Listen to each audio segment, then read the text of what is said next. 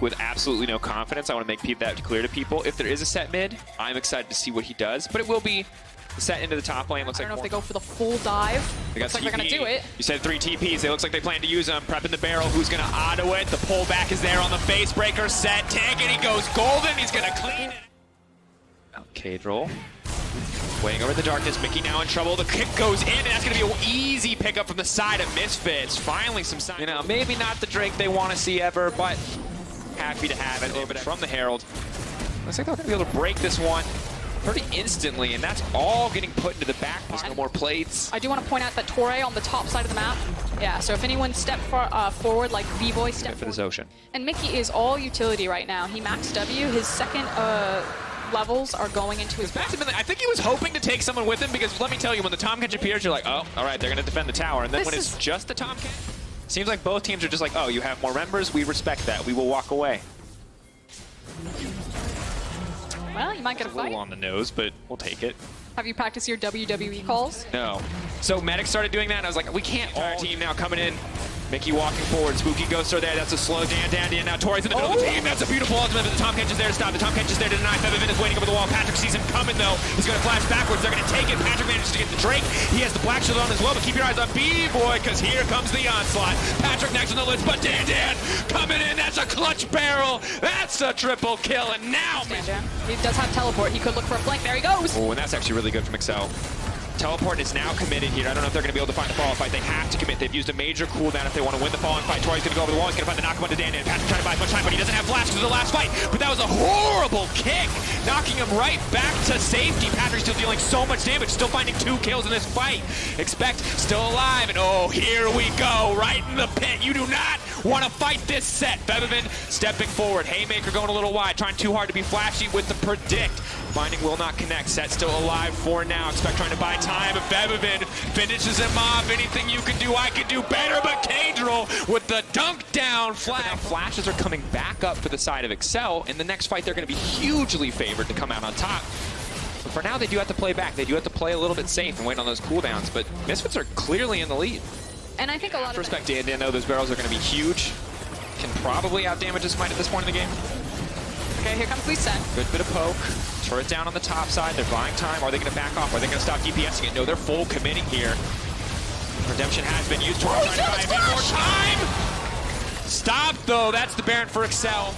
Going down for Misfits. If what you say is true, this is going to be one horrible fumble in the top side, and then immediately around the Baron, Excel are back on top. In front of you, like they excel in those team fights. They have so much mobility. They have so many damage threats. Oh, Bella goes salty. He's going to lock every single member down, and now they're just going to shred through. Dan on a rampage. Feathervin looking to lock up Cadril. Patrick trying to dissuade any further engage, but my God, set. You don't 1v1 a pirate. Definitely not outside of a pit. That's rule number 1. He now going in. Just going to walk him down. Denik trying to give him the tongue. Patrick running for his life. The third auto won't come in. Cadril wants to turn this entire game around because Patrick is still alive. Hope is still alive for the side of Excel. Mickey and Patrick. Feathervin wants to step forward. He knows one combo will kill Patrick. Binding will not connect. That's a fake LeBlanc, but Patrick still untouched. 2v3. LeBlanc now the support to try to turn this one back. And Dan.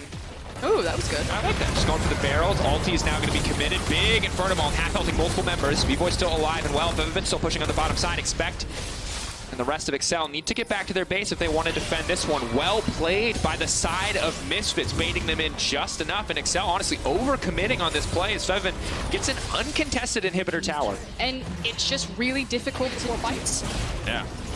Outside of the Baron flash. Yeah, outside of the... Well, we'll just forget about that one. Down, but here comes the Abyssal Voyage. All right, either Set's going to die or he's going to get his opportunity for a highlight play. The pullback, the phrase breaker, looking for a little bit more. Here comes the Haymaker. The Lee Sin goes into the mid to it, but Expect is running for the hills, trying to buy a bit more time. Dan on the way in. 5 members already committed. The rest of it in. Critical ult. They're stepping forward, though. They're just going to tank the tower for this one. Maybe they can take down the GP. Cadril's been kicked back into the pit. He doesn't have enough time. He's just trying to slow them down. There's no way Torre can steal this one. But Dan has backed off. 1,600 health. Rakan not going to find it. Redemption for Razor because he secures that Baron. Now Misfits barreling down the top side of the map. Could be in trouble, but Dan's here.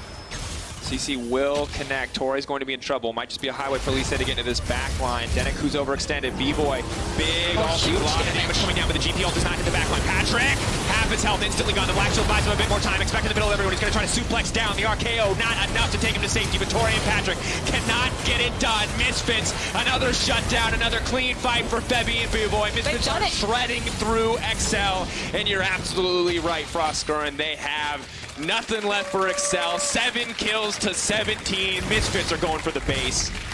And yeah, I think that they are actually going to walk away with this one. You can see it on the death timers. You can feel it in the players from the other side. Dan immediately pulled the trigger on the teleport. And Misfits, after what an early game was completely dominated by Excel, were able to stall, wait it out, get to kind of their item breakpoints, and then just take fight after fight. And they were worried about Febabin. They picked the Morgana to shut it down, but they should have been worried about Dan, because that was a clean gangplank performance and an easy win pickup for the side of Misfits. A lot of focus on the middle lane.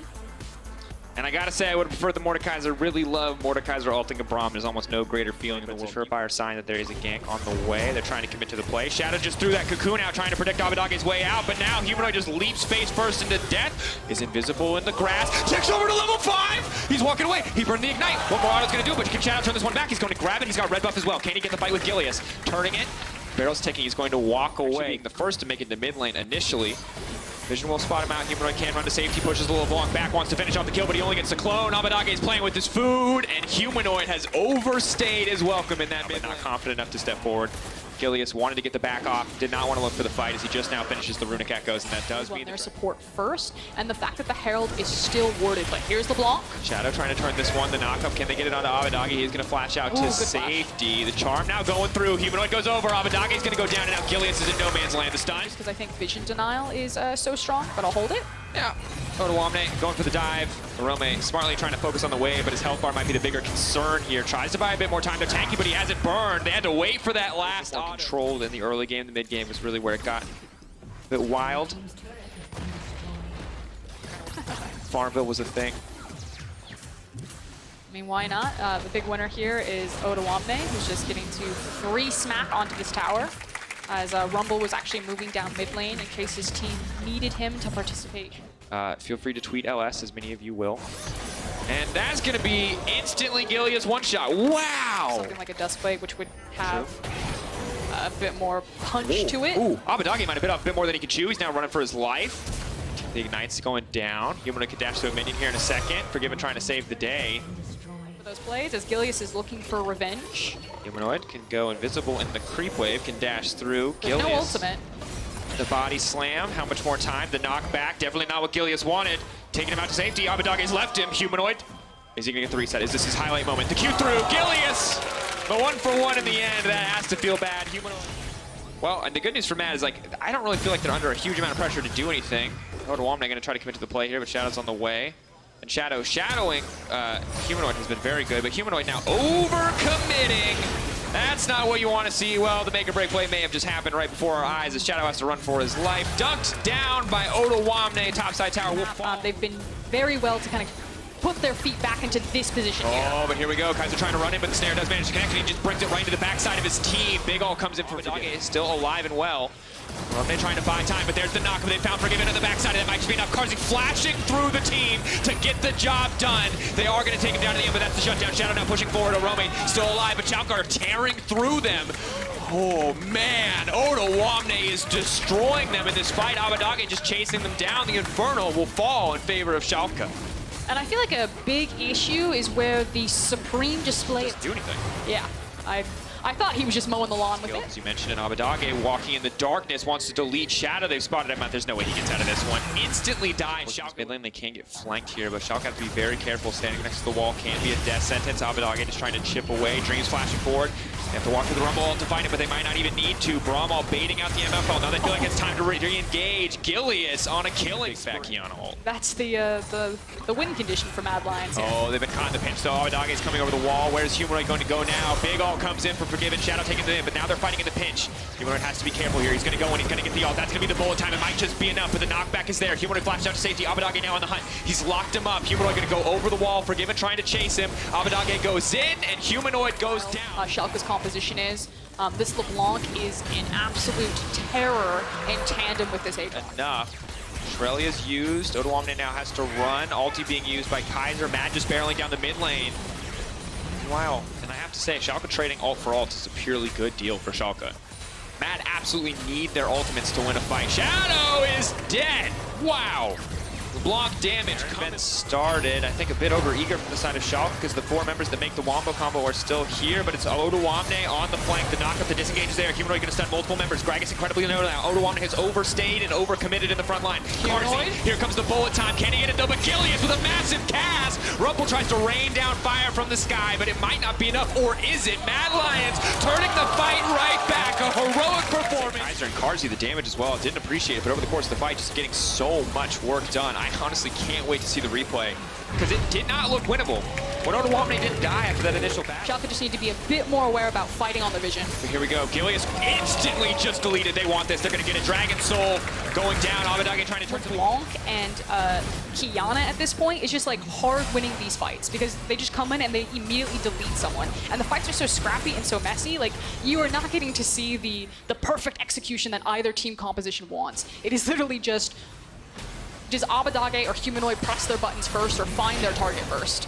Ooh, Humanoid though, getting a little bit risky here, trying to go back, now going to be in trouble, forced to flash away as the redemption comes through, but meanwhile mid lane is breaking. Forgiven is... Cocoon does land, doesn't look to fall upstairs quite yet. Schalke holding on for now, but they're just stalling for the cannon minions on the side of Mad. They will break this one down. Kaiser forced to dash out of safety, but honestly, Schalke just don't really have the tools right now to kick this one off.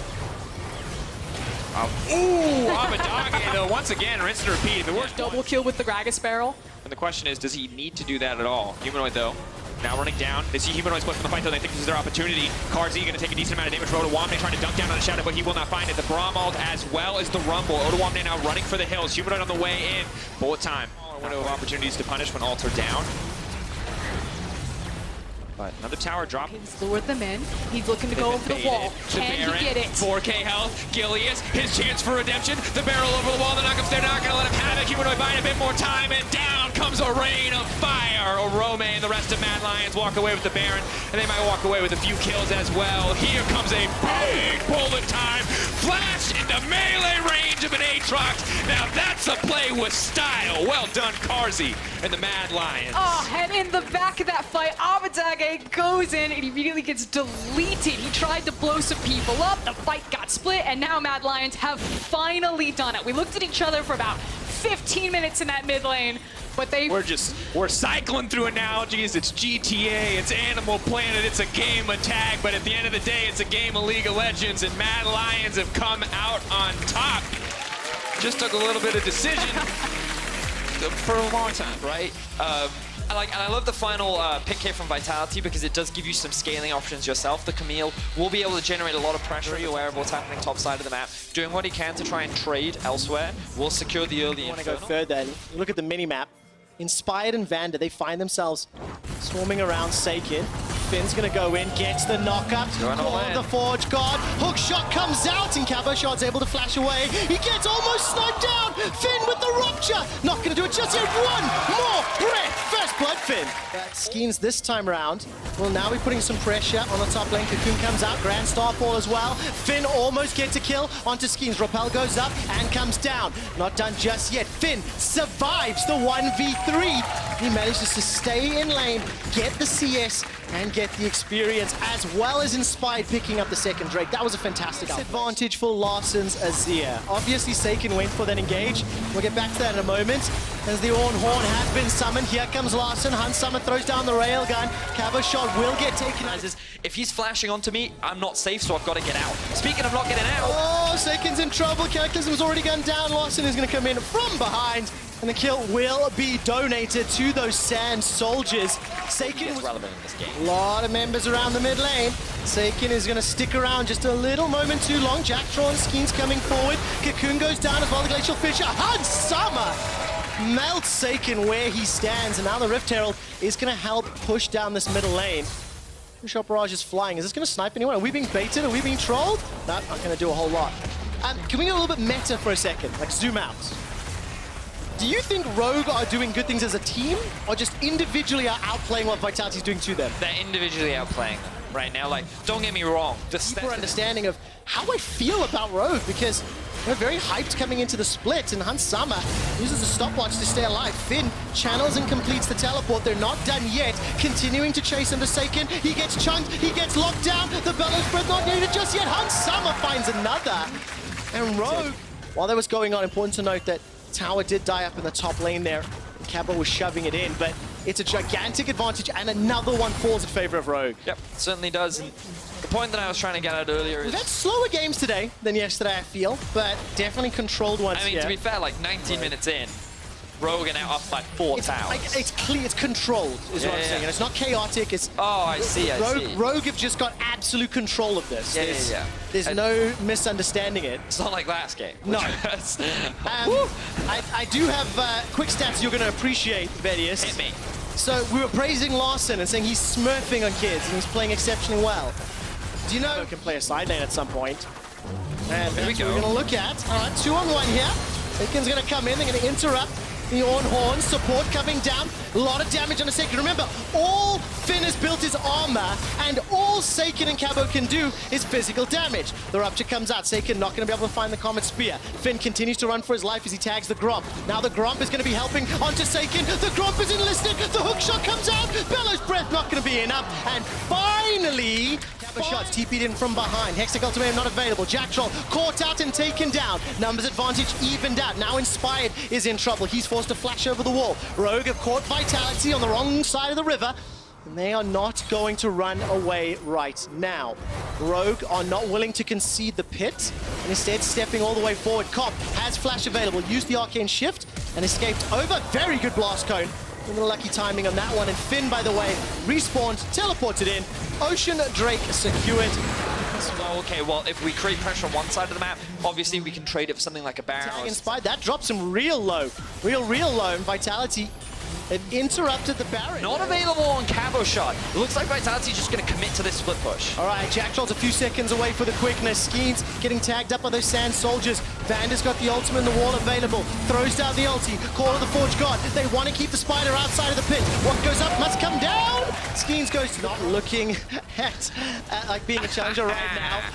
If anyone's looking at the screen, you can join Yankos on PGL tonight, where he's going to discuss Motivation Work Improvement Team. I wonder how many people still know that meme. I don't know. It's old, man. It's old. It is an old one, but I'm an old guy, so... I mean, it's true. Well, we'll see how it works out. That's G2 versus OG, match of the week a little later. Rogue uncontested. Look at the minimap. Seiken and Cabo are trying to push. What are you guys trying to do? Your base is in shambles. Call of the Forge God is available. Rogue may just want to go for another push. Look at this. The turret is going to fall down on the Nexus. Now all 5 members of Vitality are around, but they can't do anything. They're so far behind.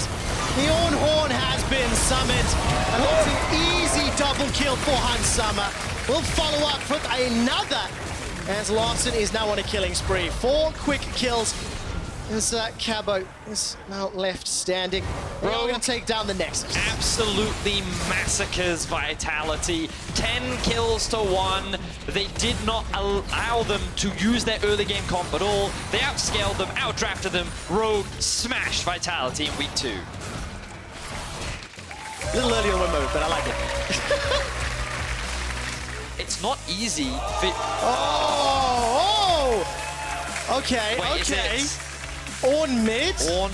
When the new GP came out, it would be barrel mechanics, and that was like a legitimate thing that we used to talk about. So on Killy's first ever game. I hear the sirens in the background, Quick Shot. He wasn't expecting that. But here we are, the mid lane game. All right, Nemesis does get caught out, doesn't flash quickly enough, and Trick is able to respond. On the other side of the Gangplank ultimate and still hit the opposition. Oh, really nicely done from Hilly. Now they just use the Hex Smash over the wall, but to his death in stats. Kills plus assists at 15. Selfmade was second best of the junglers to 7th for Trick, but he stopped. Look for roams with his ultimate and have it available as often as possible. And we'll see how often he makes these plays happen as we see another play happen in the mid lane. We do indeed. Tower First Blood was picked up by SK Gaming. Hilly saying, I think, predicting the flash didn't work out. Now Trick manages to arrive, throws down the threaded volley, as well as Unraveled Earth. They're not going to be able to find the CC. The Rift Herald continued to siege with the help of Crown Shot and Limit, and they attack at the inner turret as well. Follow up, but that was a big engage. Grand Starfall comes down, and now GenX is looking for the play. Hylissang uses a dredge line. The Railgun manages to pick up the kill with the help of Hilly. Now they're not done. It's a double for Hylissang's Nautilus, and now Crown Shot is in trouble. Flash is available to him, gets bopped on the head. Bowler down. The Selfmade takes out his former teammates. And SK Find a team fight, really. That was initiated by SK. They put themselves in that to try and use it to break open that mid tower so they can gain a little bit more control over the map. Let's talk a little bit about what this means for the next few minutes. Oh, they're going to use the top. All right, that's fine, solid. Because Fnatic, as I mentioned, they've sort of speed run the last 2 games that they have played. Win time 20:59. First Baron 23-40 chance, I think, because it looks like Whippo is making his way around for a potential flank. Hasn't done the engage just yet. That's a massive engage from Fnatic. The Brawl will stop the Orn Horn. Limit forced to flash away, but it's Whippo that goes down. He's caught in between 5. Fnatic couldn't. And a lot of summoner spells, so it's not going to go as cleanly for them the next time around, but we see Whippo TPing back in. All right, it is. It's so much damage on the GenX. He's starting to go low. Whippo steps forward. He's not going to be able to find a kill just yet. Knocked backwards. Finally takes one down. GenX is sent packing. The Cocoon from Selfmade is not going to be able enough damage to follow on the trick. But here comes Nemesis. The Bellows Breath over the wall. And the Knife Cat sinks in another. Secure a tower. They're going to secure a Drake. Fnatic walk away the victors. Is this what you were talking about on PGL when you said the crispness, the decisiveness of Fnatic? They lose one, but the moment Whippo's back, the re-engage and literally everything landing. Yeah, and I mean, we were just talking about summoner spells, right? If you think about how much SK had to a great flash coup, but here, this is the creme de la creme from Nemesis as he flashes in, gets the knock, but we don't have time because Whippo's solo killing Sakura. He is for now. There is support coming down from Trick, but look at the damage. What? The Ornhorn does it, seals the deal. Now that's a golden Trick once again. He doesn't need to run. They fancy themselves another fight. Knock back from Nemesis. SK don't want this. Glacial Fisher comes down. Whippo finally taken out. Hilly has arrived just a little late to the party. But that looked like a definitely not an issue, and I think the Fnatic can feel way more confident in these fights. Here it comes. Oh, another fantastic dredge line. Trick uses that hourglass you just talked about, Betty. That's a 3-man knocker from Nemesis. His Orn has been impeccable. GenX jumps into the back line, but he needs more support. Nemesis is currently holding off 4. He will finally go down to Crown Shot, and there is no reply from Fnatic. GenX got out with his life. It was a battle of the front lines where, hook lands. It does indeed. The shield is up though. Limit blocks a lot of damage. Reckless continues to step forward as Hilly now will get burned down. Whippo leaps in forward but is exhausted instantly. Look at that heal from the battle roar, but it's not going to be enough to pick up any kills. Nemesis flashes up 2. No ultimate. This is a very, very slow Baron thus far. Nemesis can jump into the pit, and it looks like he's going to. The Rupture has just been thrown in. That's the flash. That's the Bellows. The burn through. Reckless gets a double. He's looking at SK for more. The Baron has been illicit attack. That's a triple. Quadras on the cards. It's stolen by scumbag Selfmade, but the Baron is gift wrapped for Fnatic. Everything we said it from Nemesis, it's gonna be the Baron for Fnatic. It's gonna be the Dragon Soul. That's right, like the damage trough that Fnatic found themselves in. And it made these fights difficult, but like what we're seeing now is like, honestly, the skill. And Whippo's thrill of the hunt, less than a minute, as Vedius would say, is now going to be in a little bit of trouble. Grand Starfall comes down. This could be the final attempt. GenX is getting obliterating his HP. It's Reckless that gets another. He's unstoppable. The retreat is on the cards as Hilly goes down. Nemesis and Selfmade looking for another. Trick almost gets blown up, and he does. It's Selfmade that gets the kill secure. Inhibitor will be focused down, and this was a tense game. Back and forth. SK managing to step up in the early game, but Fnatic punishing in the mid-game. Whippo on the Knife Cat. Not going to be able to pick up the final kill as it's Reckless. 6-0 and 10. 7-0-10 to finish out the game. Fnatic will take down SK. Game that gets decided in 5 minutes. Is this Big the Rumble. You can't No, pick Rumble. no. Is this the first time they've gotten out-drafted? And Yes. how much is Why is that a touch? But it's good to see what level competitiveness Origin will put up against G2. And it feels to me, with the draft and the way the draft played out, G2 are in try-hard mode, that they're playing deadly serious. Vedius, as you can see, Mickey will find a death sentence. First blood secured onto Destiny, but now all of a sudden Origin are flanking. The overheated Alfari has just timed out. Equalizer comes down. Rift Herald is still the target. Flash forward exhaust onto Alfari. Nukeduck steps forward. Remember, he's still deathless. One more death is available. The railgun comes out. Alfari goes down. A second kill for We're trading for something somewhere else on the map. And this is the first time we're seeing Origin not have that same level of control that they've had in the past. They're going to have to give this sentence goes between the uprights. Nobody caught yet. Finally, Herald looks like it will go down. Destiny manages to get engaged. The Herald is dropped as the flay goes backwards. Upset Nukeduck now falling back. Nukeduck gets caught up by the ethereal chains. He gets turned on, collapsed on. This might be the first death of Nukeduck in 2020. It's the second time in a row that OG's sort of fishing, trying to set something up. Yeah, and G2 just this is quite uncharacteristic. Over the top side of the map means that G2's not going to be able to respond in time. But because G2 do have the Herald and Destiny is going to die, ouchies. G2 can now use this, the same performance that he's had so far in this split. But of course, he is going up against arguably the best support in Europe. Definitely the case, and Nukeduck is under so much pressure. The rest of Origin arrive very, very late. Nukeduck's stolen ultimate, gets fired down, and now G2 are on the retreat. Xerxes gets the knock-up once again. The equalizer burns through so many members of G2 Esports. Caps gets saved by the Wish once again. That was really nicely done from Wonder, who's teleported into the back line. Gets bitten in the face by Xerxes Rek'Sai. Perks comes over the wall, throws out the signal of Malice, and it is full of Malice. As Upset will concede his first death. No, he won't. He manages to pick up a kill. He's on the way back. Perks is hunting Perks and wants running. it. He wants to make it happen.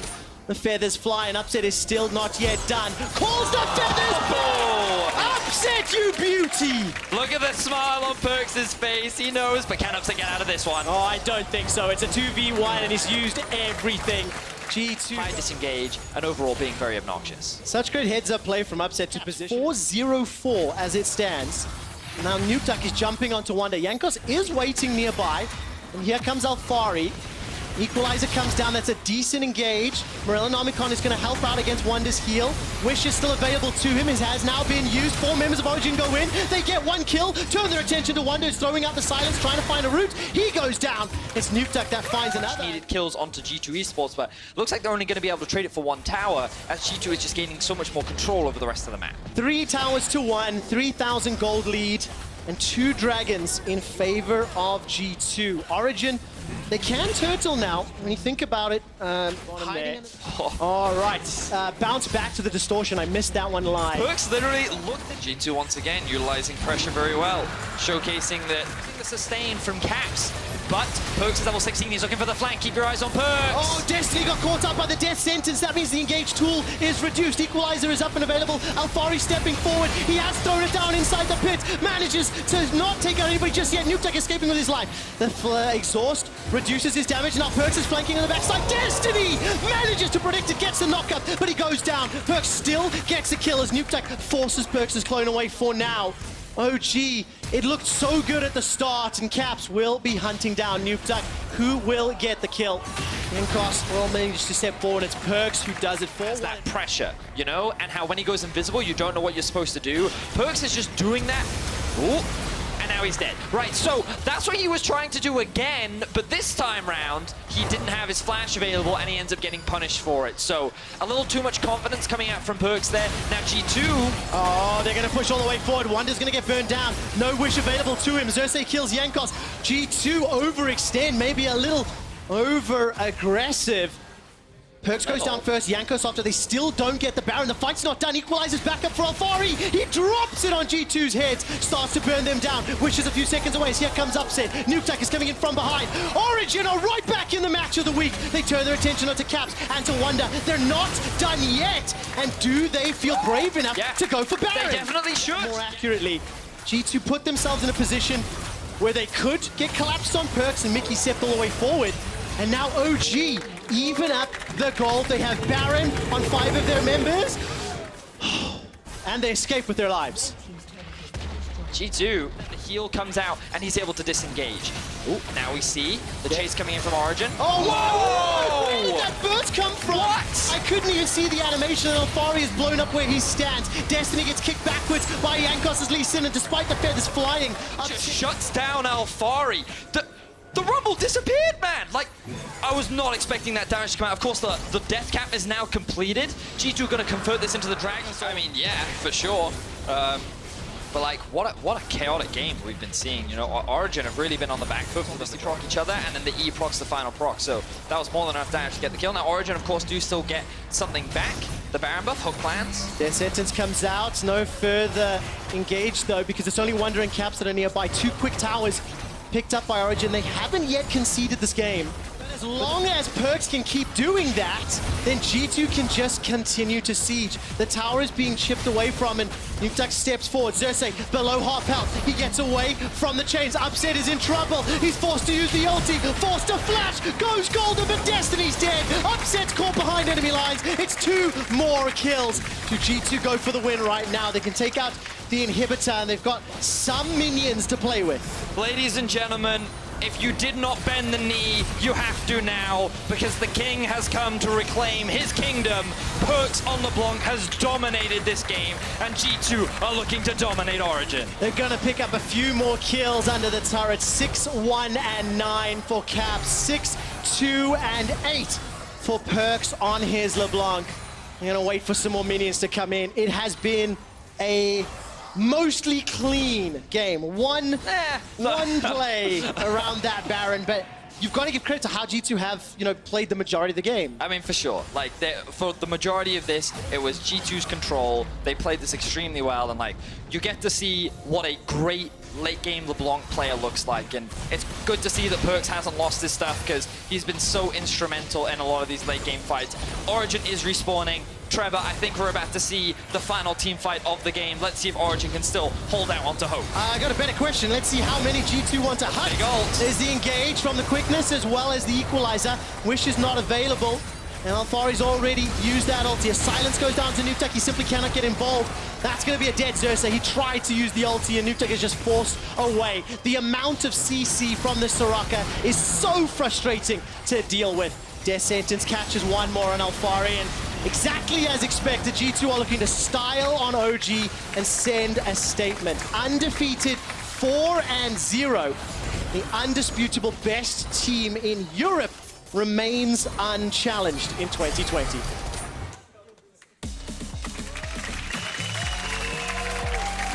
The standings. Perkz already talked about it a little bit, saying how, well, Fnatic is quite a strong team. Rogue is always in your mind, Jankos.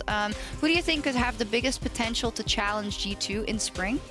Well, I mean, definitely for now, I have to say Fnatic, because with the addition of Selfmade, I feel like they are a very strong team, very dangerous team. What's different about them with Selfmade?